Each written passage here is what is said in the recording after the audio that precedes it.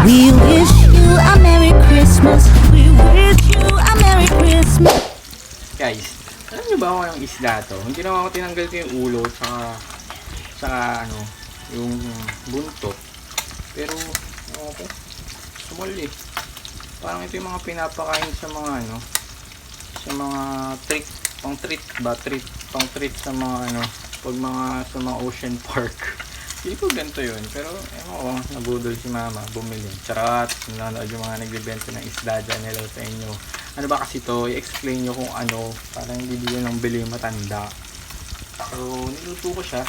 Si Papa, bawal sa kanya, sa dialysis patient, bawal sa kanya ang may arena.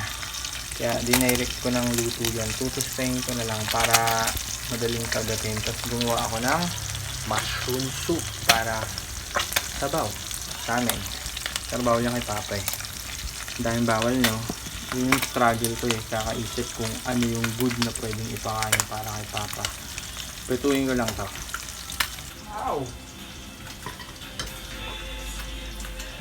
Then meron ko ditong leftover na mga siomay. Ihalo ko na din para maging karne ng ating mushroom soup. Minis kamay ko ha. Huwag kayong ano. Ako rin naman kakain. Hindi naman kayo kakain. Tapos, nalagyan natin sa mga itlog. Itlog. Isang itlog. For protein.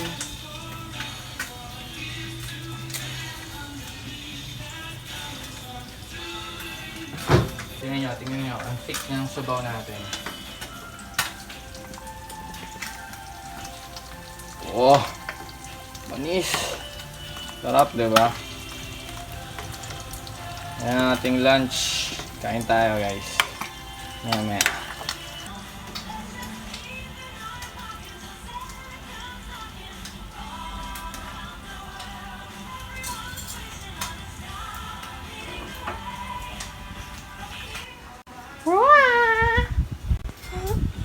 Sarap ng kinain mong fish. Ang taba-taba niya, no?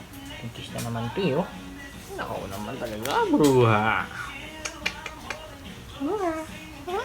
Cute.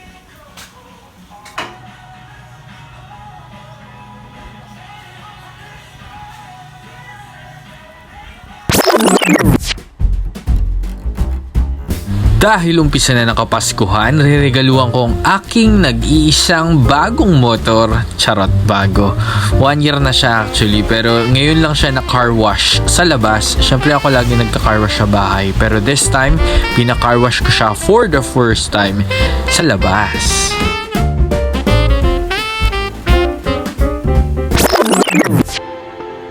After ng car wash, dinala ko naman ang aking motor dito sa One Stop Parts and Accessories sa Las Piñas, kung saan pagmamayari ito ng aking kaibigan na si Albert.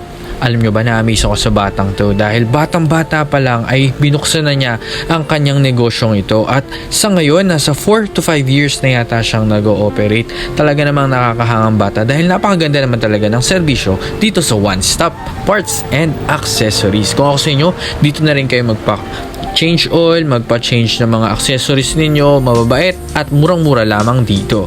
Sugod na kayo dito sa One Stop Parts and Accessories, Las Piñas.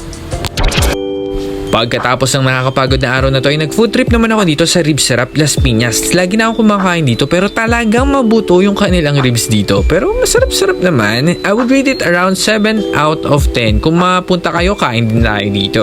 Then after that, nagpa-trim naman tayo ng hair natin dito sa Vape Pod. Malapit namang ito dito sa amin. Nagbebenta sila ng mga vape at nag-haircut din sila at the same time. Bisita rin kayo. Alam mo minsan, kailangan mo lang magpanggap na kaya mo at malakas ka. Hanggang sa dumating yung panahon na hindi mo na mamalayan na hindi ka na pala nagpapanggap. Sabi nga nila, fake it till you make. Bago umuwi ay nag-take out muna ako ng tinapay para i-food trip natin bago matulog. And that's our 5 minutes ng December 1. See you again tomorrow! Uy, maraming salamat sa panonood ah! Please subscribe to our YouTube channel. Like and share this video. Turn on notification para updated ka sa mga next uploads natin at magkwentuhan tayo. Comment down below and please follow our socials our Facebook page, Instagram, and TikTok. For more videos, visit our YouTube playlists. Maraming salamat po.